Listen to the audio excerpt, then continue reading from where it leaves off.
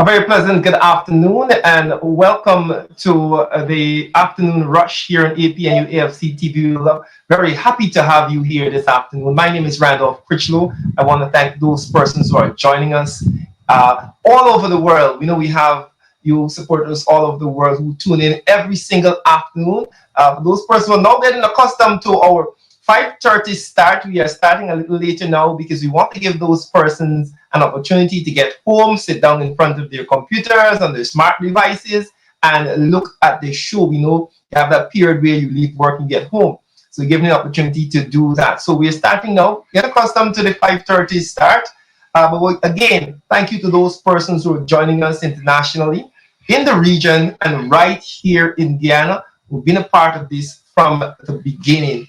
It is day 350 since the March 2nd regional and general elections, and still Guyana does not have credible results from those elections. We still await credible results from the March 2nd, 2020 regional and general elections. It is the 196 of the fraudulent administration's time in power since they would have been installed based on those fraudulent numbers coming out of the recount on August 2nd, 2020. And we continue in the opposition to watch them. Watch them. You know, there's a famous song, Watch Them, Jordan. We're going to watch them. We continue to watch them and bring the credible and valid information to you right here every single afternoon at 5:30. A little programming note before we continue. Building Bridges with MP Natasha St. Louis is going to be on at 6:30 for those persons who don't know. She started that show last week and we'll continue this Monday at 6:30. So immediately after this show, we'll go into Building Bridges. So with that, again, welcome, and let's get right into it with my opening take. This afternoon, my opening take is bait and switch. Bait and switch. That is my opening take this afternoon. I hope we have that up there. Right. Bait and switch. So we're probably wondering, for those persons who don't know what a bait and switch is. A bait and switch is a morally suspect sales tactic that lures customer in with a specific claim about the quality or a low price on an item. And then it turns out to be unavailable in order for the company to upsell that customer, upsell them to a similar or pricier item. It is considered to be a form of retail sales fraud. The word fraud. Though it takes place in many different contexts, and in many parts of the world, it is considered illegal. That is a bait and switch. When you tell the customer one thing, then they reach in the store and it's something else. And we're going to be looking at bait and switch. Why is this important? What are the key takeaways from a bait and switch?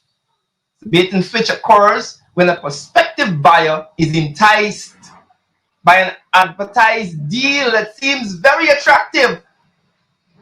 However, the advertised deal does not exist, or it is inferior in quality or specifications in order for the buyer to be upsold. So this practice, of course, is considered unethical, and in many jurisdictions it is illegal. Bait and switch. What we have here in Guyana with this fraudulent PPP government is a classic case of bait and switch. The customers, the voters, the people of Guyana were sold a dream. They were sold an idea. They were sold many ideas. Like 50% for public servants, 50,000 house lots, free education, plastered along our roadways. Many miles we see these. And what we have is a government, a fraudulent government that pulled the classic bait and switch. And this bait and switch extends to every facet of the government's actions. None more so than the recently announced 2021 budget. The classic bait and switch. With the country still in a global pandemic, still losing jobs, prices still going higher, we see the bait and switch budget talking about materials and prices of building materials so big companies who sell these things can benefit. We have a president who pulled the classic bait and switch with his academic qualifications. Hey, look this, look that. Can't yet produce a degree. But he showed something to get something. And the country is now stuck with this bait and switch president, this bait and switch administration who continues to employ these bait and switch tactics. So we are faced with this dilemma in Guyana, where we have a fraudulent government whose only concern is filling their pockets and their friends' pocket, and the friends of their friends' pockets. But we will continue to fight this. And we will get out of this bait and switch situation with this catfish government. That is my opening take for this afternoon.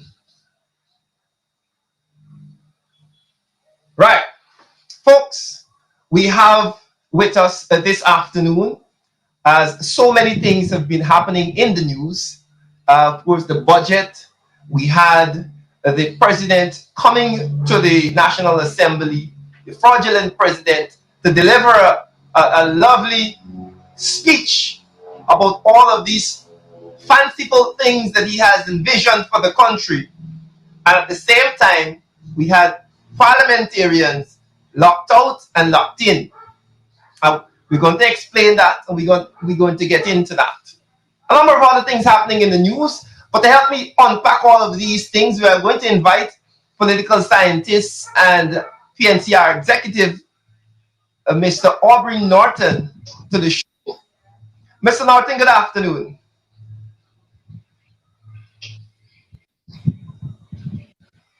Good afternoon, sir. Good afternoon to you and the listening audience. Yes, good afternoon, and I'm happy to have you back on. I know since we last spoke, a number of things would have happened, including the reading of the budget, and I want to start there if we can. Your first take on what you heard from Minister Ashni Singh, senior minister within the Ministry of the President, the Office of the President, some fanciful thing like that he's called.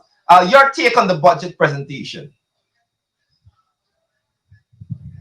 Well, first of all, I don't see it as a budget.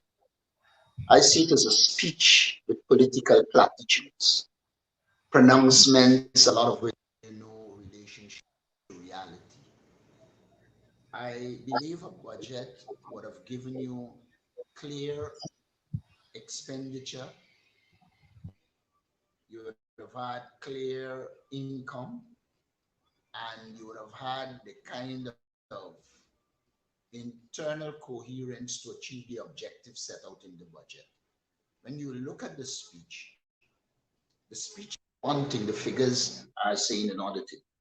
Also, what is evident is that this is a budget that will give the small man hell, while the PPP and its cronies will do well. When you look at the measures in the budget, you will see they are not aimed at giving people a better life.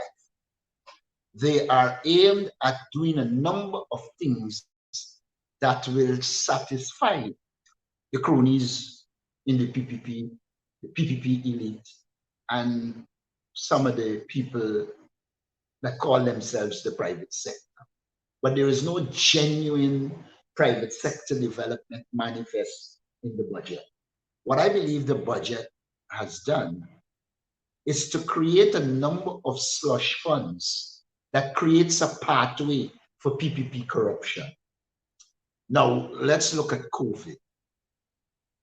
There is nothing in the budget that suggests a comprehensive approach to deal with COVID. You have more money placed in the budget for COVID, but people are still claiming, and correctly so, that they have not been able to benefit from the 25,000 that was in the last budget. If I know the People's Progressive Party, they will not account for that money. That will add to the corruption that they have historically been known for. So if it is anything that this budget would have done, is to create a pathway for PPP elite corruption. Now, let us look at our children. When the APNU-AFC was in government, a clear analysis was done of what was needed to get children in schools. And as a result of that analysis, it was recognized that giving a child, mother or father, $10,000 or $15,000 will not solve the major problem. For you to solve the problem of school dropout and poor performance in school, you need to put measures in place that will ensure that our children get to school, like clearly transportation for them to go to school, clearly the resources they need to get to school. Many of them live in poverty, and therefore meals will be more fundamental. So I believe that the PPP wants to carry the education system back to where they left it, with high levels of dropouts and inefficiencies in terms of students being able to go to school and get a sound education and then become important in the workforce. It is evident that the PPP has no interest in that kind of development. Their interest is in another fund that they can plunder. When I watched the finance minister wasting time for hours, I actually thought that he was conscious of the fact that he was creating a number of slush funds to achieve their narrow, nefarious objectives. Having said that, you expected that a government, even though fraudulent, that was before the election, talking about the projects, etc., you would have thought that they had in their head clear projects that will seek to achieve certain objectives. When you look at, they announced the Mobura Linden Road, all and sundry know that that was on the cards when you were in government. And they're so hypocritical. Barajak Deo before, while he was in government the first time, said they weren't going to build that road. Now they come and meet, and I think it is good that they will continue it. But decency should suggest that they acknowledge that it was not their idea and that they were continuing it. But to do that will suggest that the APNU-AFC know what they are about and was doing the right thing. So Shortman read them as if they were PPP projects. And so you see where there's this absence of decency. Now, they promise thousands of jobs. What are you getting? You are getting a situation in which they are firing people in mass, but no avenues to create employment. So what you're seeing is a hoax. What you're seeing are measures that are not aimed at developing this country and the people. Let us look quickly at wage increases, wage and salary increases. Mr. Norton, before No you get one will doubt one that second, under before the you get APNU AFC, Mr. people's Norton, real income increase. And when the people real income increase, their purchasing power increases. So you have a situation now where there are no wages and salaries increase. And don't worry with Barrett Jack doing his normal indecency and inability to speak the truth. The last budget had money in that same line item, but no money was given to public servants. Why would anybody believe they will at this stage? And more so, when they finish taking out the money for promotions, etc., there will be not enough money to even give a 5% increase. So we must not be carried away by the indecency of Barrett Jack Dale. And I think he felt he had to come and defend it and put another smoke screen over it because he knows full well that historically the PPP had no interest in workers except, of course, to collect their taxes. Let us recall that Jack Dale was on record as saying that he doesn't like the idea of people paying plenty taxes, etc. But yet, the people who pay the most taxes in this country, the workers, are not getting increases. I think it is Vincent Jordan who pointed out at one stage that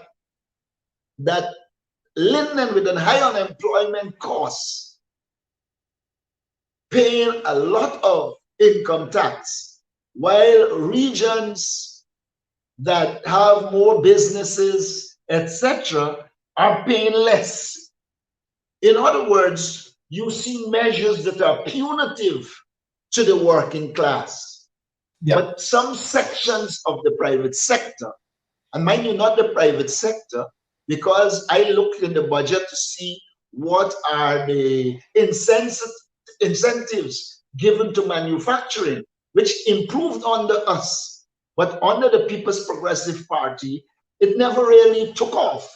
And so we should be clear in our heads that the PPP is not intent in giving a real increase, real wages and salaries to the average man in the public sector. They don't see it as something that is necessary. But if you're running an authoritarian regime and your workforce is not happy and comfortable, then you will not get the level of production that you expect. And so it should be evident to all that this budget is clearly anti-working class. And while you refuse to give significant increases to the workers, the cost of living is going up. yeah. If you go to the markets in Guyana, you will see the increases that occur in the last 3 months, that virtually every item is increased. I can Yeah. tell you as somebody involved in some amount of agricultural business, the costs for feed have gone up. And so what that means immediately is things like chicken, pork will go up. Beef has gone up in the market. And you expect to deliver quality life to people by not increases in salaries, but at the same time, the prices are going up in the Mr. Norton, society. I Mr. believe Norton, that if I if you come in look here at quick, it, you will recognize clearly that this illegal regime, this PPP government, is one that is not interested in giving a good life to people. Their interest is in creating slush funds for the cronies to steal. Their interest in creating slush funds so that they could have money in the disposal, rob the taxpayer. Let us note that in Three and a half years, because it wasn't a full 5 years, we did more infrastructure work in Guyana than the PPP did in 23 years. So that came because one, there was reduction in corruption. Two, we got value for money. And so we were able to, across the country, do a number of projects. The PPP wouldn't admit it, but when they left office, the Rupununi, once there was no rain, had water problems. It is a structured approach to delivering to the people in Region 9 that now place them in the position where they have water wells, etc., and they can access water and quality water in those areas. And now you hear coming out of GWI that the man that they put there is contending that it is too costly to deliver quality water. So we are likely to go back to that position where they just dig a well and the water passes through, and you don't know the difference between Moby and the water. Now the APNU AFC had a structured approach to water, delivered quality water, ensure more people got water. When you look at this budget, there is no evidence that there is a structured approach to ensuring people can access quality water. Those are just some of the areas that I wanted to highlight at this stage. Before you go on, Mr. Norton, quickly, I want to go back to something that you mentioned. This study done by GRA during our. I'm not hearing you. I'm not hearing you. If you can ask the operator to sort of, you hearing what I'm saying now? I'm not hearing you at all. I don't know what is happening. Are you hearing me now? No, I'm hearing.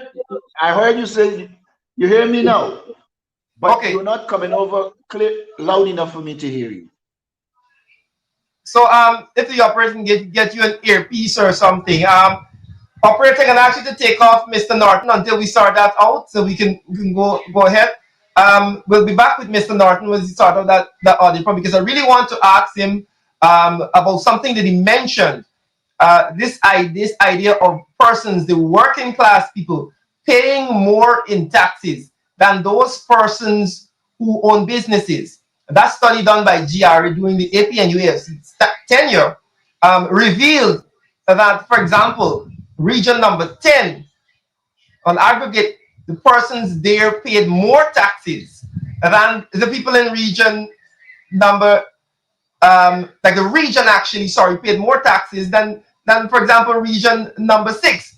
And of course, because public servants, which make up the majority of the workers in region number 10, pay their fair share of taxes. And this idea of equity is one that needs to be addressed in Guyana. We're going to talk about that with Mr. Norton when he comes back. But we want to invite MP Jarita Finance into the conversation. Let's continue to unpack what was presented in this National Budget 2021 as we talk about a number of other issues, including these slush funds, so to speak, that were created. Some $10 billion. Some $10 billion. Mr. Norton, you hear me now?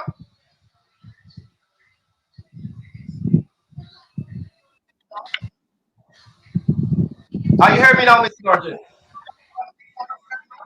Yes, I'm hearing you.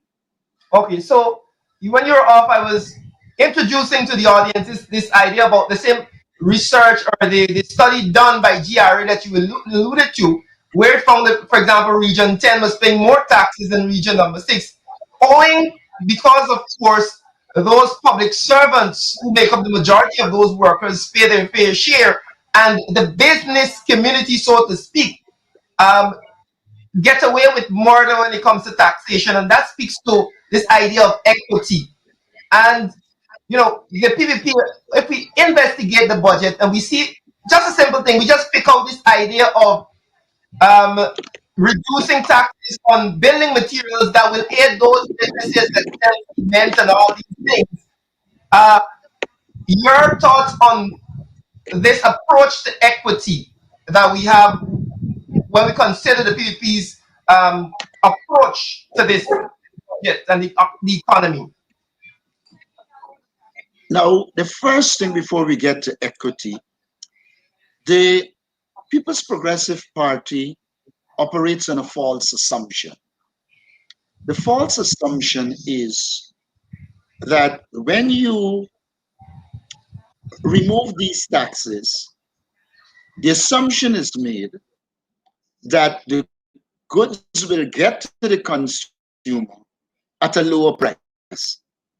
But the culture here has been when that happens, it is a small section community that will benefit because they don't pass it on.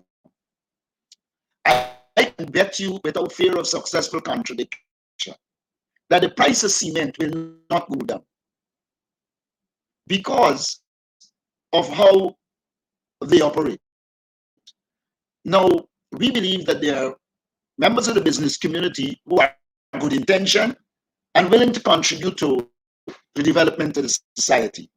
But when a government bases a decision on a false premise, they cannot expect a different outcome. The reality is we are not in the kind of a competitive economy as in the developed world, so that prices in the market will respond to these changes. The reality is that a lot of the concessions, etc., that are given, they do not trickle down, and the consumer does not get a better price as a result of the measures taken. And therefore, one cannot see the measures as helping the people. In fact, what it does is increases the wealth in the hands of the few, and the people continue to pay the same price or increase prices because the trend is towards increased cost of living. So I want it to be made very, very clear. If they want to attempt to give some relief to pensioners, well, we know the background. The truth of the matter is the PPP never showed any interest in the pensioners. In fact, when the AP and UAFC, before they came to government, had the majority, they used the majority to force the PPP to give increase to pensioners. And then when we became the government, we continued to give increases. So I think it moved from $7,500 to about $25,000. Now, the difference is we showed an interest in pensioners, and we showed a willingness to do what is required to ensure we improve the life of pensioners. They had promised, I think, 50,000. Somebody did an analysis and showed the increase will not buy enough sweets for a child. So we have to be very, very careful and understand what is happening here. I said earlier, it's a lot of political platitudes, talk a lot of political garbage, but when you get to the actual measures, they do not deliver for the people of Guyana. And when one looks at the PPP's approach to development, you do not see an interest and a desire to improve the lives of the people of Guyana. What you see is them in a structured way putting the mechanisms in place so that they can enrich themselves. So we should not be carried away by the finance minister's platitudes. He has a lot of wild statements. Look, before the PPP came to power, they were saying that Guyana was bankrupt. In the very budget, they're acknowledging that growth occurred even when we didn't have a budget. So they have this ability to be dishonest and barefaced about the dishonesty. Now they are finding money to do things that will not promote the interests of the people of Guyana, that will promote the interests of a few. And you've seen the degeneration in the society. They promise the police, the joint services, all kinds of things, but fail to deliver. And what it shows you is what was behind the original policy. Behind the original policy was an attempt to control the joint services and pit them against the other public servants. Now that we have given the joint services significant increases and better, having said that they will give the bonus, they come up with some 2 weeks garbage. But like I have argued all the time, workers need real wages and salaries increase, because when you give bonuses, you get a 20 or 50,000 for now.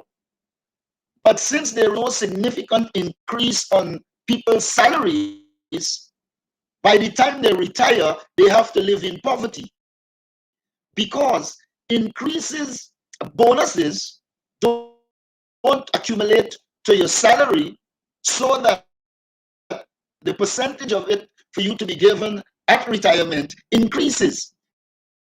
So this whole approach of bonuses is an attempt by the People's Progressive Party to keep people in bondage. It's an attempt by the People's Progressive Party to control people, while not at the same time delivering the resources so that they will do well in the long term after retirement. And we have got to dissect this budget and recognize. Another time I will deal with the regional allocations. I remember writing a letter showing that the well-populated Region 4 always got less for capital works and other things under the PPP. But smaller regions in which the PPP has a stake or believes it is their stronghold, they put a set of resources there. One would have expected in this budget that there would have been a clear program outlined for the bauxite industry. You have the situation in Kokwani, where the PPP is comfortable to allow the people of Kokwani to punish because they didn't vote for them. And so they show no urgency in dealing with the problems of the bauxite industry. And while they know well that sugar will fail, that sugar can't make it, rather than continue to do what we were doing and realign and reorganize that industry so that it can be diversified and benefit the people of Guyana, they created another slush fund where they would plow this money into a bottomless pit.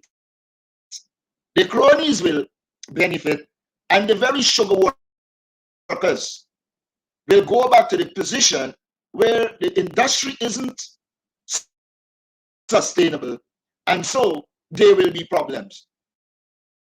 Clearly, Ashni Singh is back to his simplistic accounts and does not have a command of the issues to be dealt with at the macro level to ensure that Guyana is placed on a path of sustainable development. Just look at the comments on the Low Carbon Development Fund. They didn't even think that they should address it and seek to improve efficiencies. They come back wholesale with this mendicant approach to development, where you walk with a begging bowl and you expect people to finance your development. Compare that with us when we were in government and delivering, utilizing the income from taxes, etc., and putting the resources in areas that will contribute to the development of Guyana. Look, why did the PPP have to wait until the APNU-AFC government to put asphalted roads in interior areas. Now they are mentioning it as if they are the initiators of it. When we know full well, over the years, they treat the interior and APNU AFC strongholds as areas that they will not put significant development, but will spend money to bribe them at election time so they will get votes. And so it is not an interest in development. It's an interest in producing slush funds to fill their pocket. It's an interest in having resources to bribe the electorate at election time, and that will not work. Compare that now with look, the PPP incompetently for years couldn't finish the East Coast and East Bank roads. The evidence is there to suggest that they could. We came into government, sought them out, and completed them. Of course, in the case of the East Bank, they had a lot of shoddy work done before, so that is expected to deteriorate. But we didn't go on and hold events to operate as if we were the initiators of these two roads. What we did was recognize the roads were important to the people of Guyana, have them completed, rid them of the level of corruption and incompetence that characterized it under the People's Progressive Party, and deliver to the people these roads.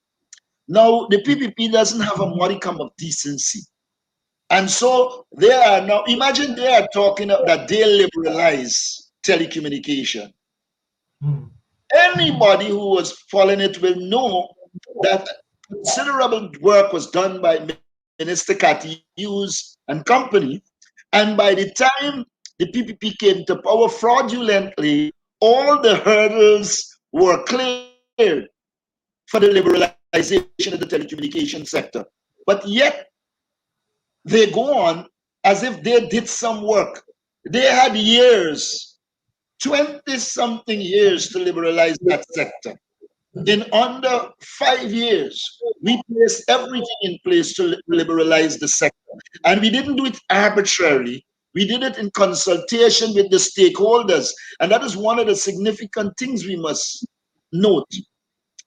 The People's Progressive Party has shown that they are an incompetent bunch, that they are best at corruption money, they are at best at plundering the treasury. But when it comes to delivering quality development to the people of Guyana, they are found wanting. And so I believe we have to put the facts out there and let people understand that this is not a budget. These are some measures that will give the small man hell. The small man will live in hell while the funds. I didn't hear that. As we talk about slush funds, what was put in the public domain recently was this $10 billion for policy and administration. Was there any explanation given, or do we plan on asking what this will be used for? Well, the whole budget is characterized by another deficiency we saw under the PPP. If you go to budgets done by Winston Jordan and T, you will see that there were clear descriptions of the projects. They always had that. The PPP has gone back to the one-liner. Oh, build school or for infrastructure development, but there are no details so that one can monitor the project and know if you're getting value for money. The People's Progressive Party consistently, when they were in government the first time, did not give proper description to projects, did not outline them in a way so that they can be followed, so that they can accumulate resources from. Look at what they're doing. They're going into communities, 50 million for this community, 60 million for this community, 90 million for that community. But there are no programs, no well-defined projects to utilize this money. And when you put it in the hands of PPP officials, you know it's a mechanism to make them rich at the expense of the people of Guyana. A lot of the money, they don't have the institutional capacity to spend and deliver on projects. So clearly, it's a slush fund budget. It's a budget with a lot of loopholes. So he who likes to thief can thief. We are returning to this kleptocracy.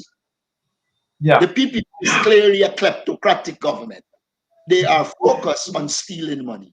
That's the reality. The leader of the opposition recently described, in an interview, described the budget as a plane that is in pieces and failed to take off. And Dr. Ashley Singh as this pilot who is trying to sell a dream. Do you agree with that assessment? Ashley has always been dreaming, but budgets demand reality.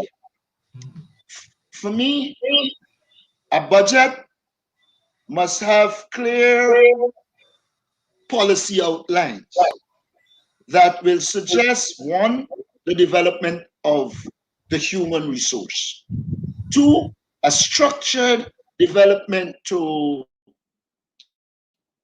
infrastructure, a plan as to how all these roads, etc., will link a bridge, and they should be aimed at solving problems. I do not know that what they're doing on the East Bank will solve the problem. Our own was to come from Sue's Dyke, which would have allowed you to go straight across and then put ancillary roads and in the long term solve the problems. Here again, we see a quick fix in a way that money could be in this slush fund. Now, Ashley has to be a dreamer. You have to be dreaming to believe that some of these measures you take, the money will trickle down to the small man. You have to be a dreamer. Believe that you don't make public servants comfortable and give them a living wage, wages and salaries, and you will get the best out of them. Ashley must be a dreamer. The president himself has not shown the ability to come to grips with planning. The president was a failure as a minister of housing. I recall him coming to the parliament stupidly telling us, I was shadow minister of housing, that he gave 20,000 house lots to Linden. And you have an average of 4 persons per household, which would have meant 80,000 people would have been housed. Linden Region 10, and the total Region 10, it does not have 60,000 people. We still have housing problems. And so you have to understand, they are good at PR. They put out something that will have public relation value, but when you get into it, it has no substance. I mean, Ashley should be shamed to say that the budget was based on the speech delivered the day before, that vision. There was no vision the day before. What is the vision for local government? A while minister intervening and disrupting the local government system rather than putting mechanisms in place for it to function smoothly? What was in this speech to show you the direction that infrastructure will go? It is part of which plan? And so, while the AP and UAFC were in government, there were clear sectoral plans. No one will doubt that agriculture improved under the AP and UAFC. When we came, there were no rice markets. When we left, the PPP didn't have to complain about rice markets. But knowing them, they're going to find some rice market where they could get a deal. And rice will go back to where it is, where it was. So one has to recognize that it's a visionless set of people that call themselves government. Authoritarian in nature. and therefore will not create the conditions for people to feel comfortable and contribute to the development of Guyana. The only focus of the People's Progressive Party was and continues to be to get their hands on the revenue that will come from oil. Now, what you do with that revenue, this budget doesn't tell us. And so I'm clear in my head that it's a visionless regime, and they Yeah. have no plans to really place this country on a path to sustainable development. Yeah.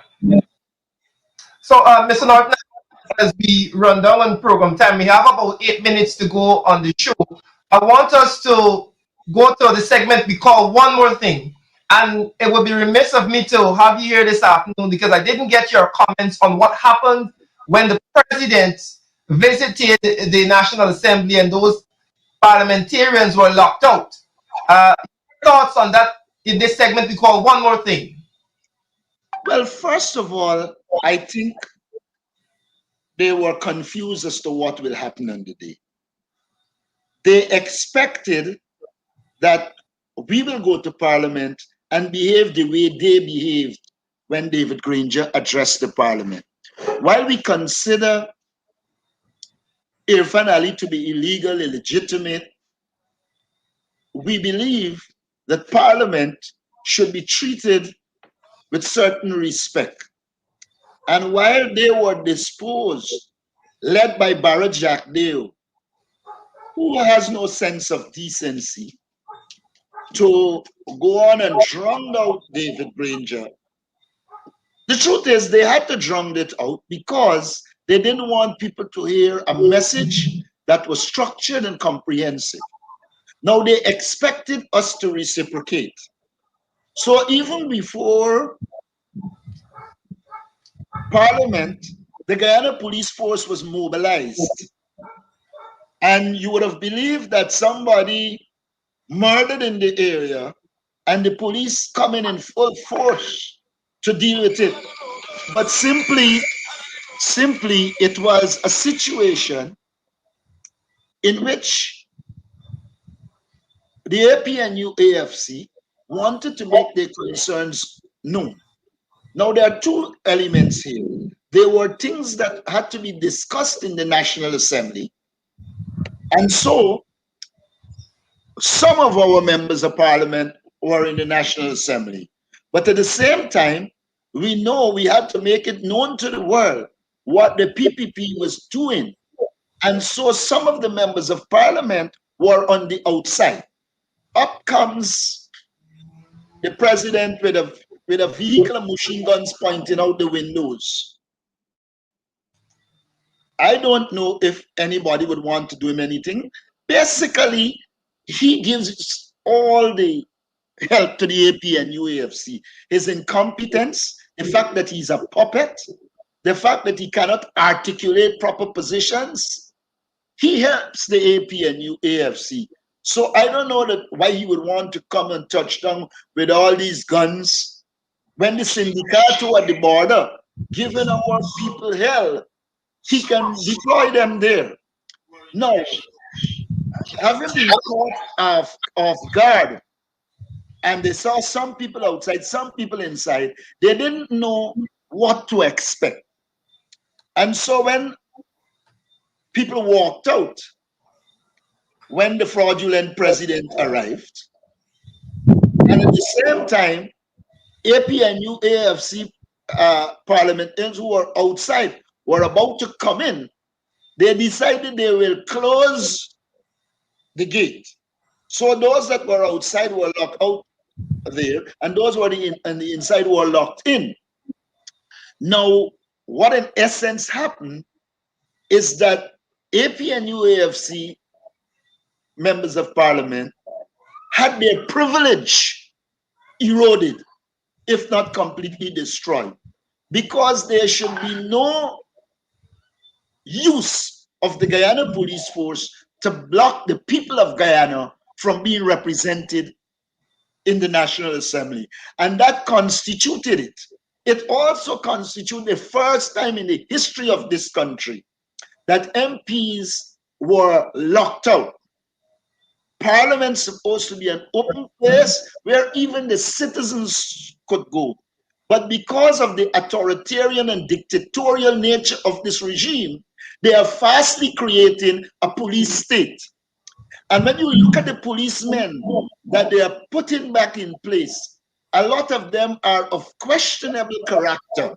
And because they are of questionable character, it means they will need protection, and therefore they will be disposed to be misused. And so we saw on that day a complete misuse of the Guyana police force. Clearly, the People's Progressive Party, they are taking trained, qualified policemen, marginalize them, and they are focusing on the corrupt. I want to point this out as well. There is a strange coincidence that is occurring. Whenever somebody is responsible for getting the People's Progressive Party into one of our support base, somebody pointed out to me, and I observe it, that a lot of the people that are doing it are people of shady character. Yes. Just like some policemen, they need protection, so they have to do it. You just have to look at who are the point people in Linden.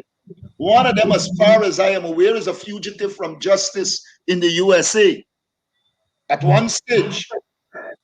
But they have all been involved in shady deals. Look at who they tried in other communities and you will see. So there's a trend re-emerging. That trend is a trend of, again, giving criminals links to the state. And when you give criminals links to the state, you are going to create a criminal state, and the philosophy that will underpin this regime is gangsterism. And this rise of gangsterism is worrying. As you're on that, as we wrap up very quickly, we still don't know the names of those 93 or 94 persons who were released. As we talk about the criminal state, your thoughts on that, and if you can comment quickly on the fact that the Speaker of the National Assembly has basically pulled himself out and played Shaggy. It wasn't me, saying he wasn't responsible for the lockout of the parliamentarians. Look, the Speaker of the National Assembly historically has been PPP, even when he was leader of the UF. Information at that time suggested that the PPP sent people in the UF to vote for him. That is one. I don't want to comment. I know him since we were youth activists, and the record wasn't good. Now, the Speaker of the National Assembly could say how much shaggy he wants to be. All of us know that the power to deal with Parliament lies there. And to the extent that he takes instructions from the People's Progressive Party without even filtering it, blame has to be rest at his feet. I also want to point out that it is the PPP's perception of Parliament. They don't see Parliament as a place for debate where ideas should be discussed and you respond to those ideas. In their whole culture of domination, if you look at Jack Deo's approach to the PPP, you will see he is God, and what he says goes. And so even if they have a vision, you know full well that a lot of this money for drugs will go back to GPC, as we have seen. So you know right away that it is not the interest of the people of Guyana that matters. It is the satisfaction of a small elite that gets rich at the expense of the people of Guyana. Yeah. There is no interest whatsoever in a parliament that debates issues and come to conclusions. The PPP believes, especially with the influence of Barra Jack Deo, who I must point out insinuated that African Guyanese are hungry belly people, which mirrors a post that was made during the 5 months. But I am reliably informed that when he came to Georgetown, he was a grabbler of food boxes. And I would point out to him that it is easy for you to go on as you go on now because you have gotten rich at the expense of the people of Guyana, and you might not need to grab a food box because you give yourself a pension on the back of the Guyanese people. So what one must look at when they look at the statement is to garner his perception of Afro-Guyanese.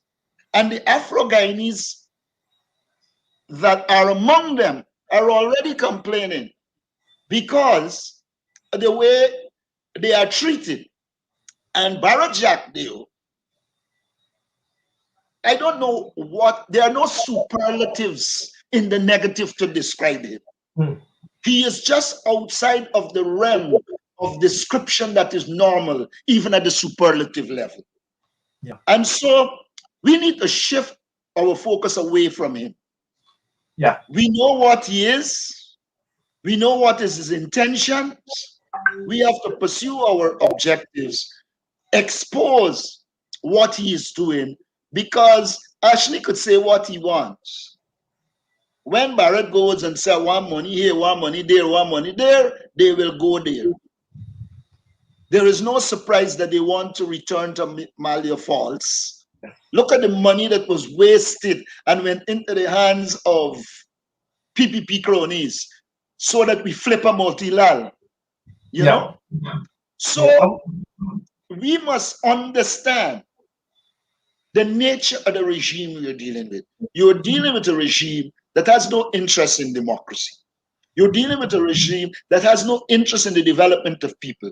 You're dealing with a regime that structures budgets into slush funds so that they can have resources to give to their cronies and allow them to get rich.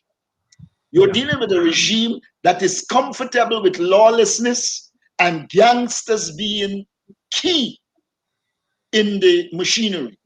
And so Guyana is at an unfortunate place with the return of the People's Progressive Party to government. There is little or no hope that they can be law and order. The people who control power today are lawless people who don't have any understanding of order. They are people who are not prepared to engage Guyanese and to have some form of consensus moving forward. They believe in total domination. To use the words of Kemraj Ramjitan, they are control freaks. Right. On that note, we are going to end the program. We want to say thank you. It's always interesting having conversations with you. We had a long one. We over program time, but thank you very much. Do enjoy the rest of the evening, Mr. Martin. Thanks for having me, and may the viewing audience enjoy the rest of life. Not only Yes. the evening. Yes. Thank you. Those persons who are joining us, we're just there over program time. Of course, we are chatting with Mr. Aubrey Norton, political scientist and executive member of the PNCR. And that has taken us to the end of the program, budget and much more in that discussion. Do enjoy the rest of the evening. Remember, we have building bridges coming up right after this program. It should start immediately after this with MP Natasha Singh Lewis. A different vibe. Of course, we are going to be encouraging you to tune into that program right now and enjoy the rest of the evening. And of course, at 8, we have In the Ring with Sherrod Duncan. Thank you very much for joining us.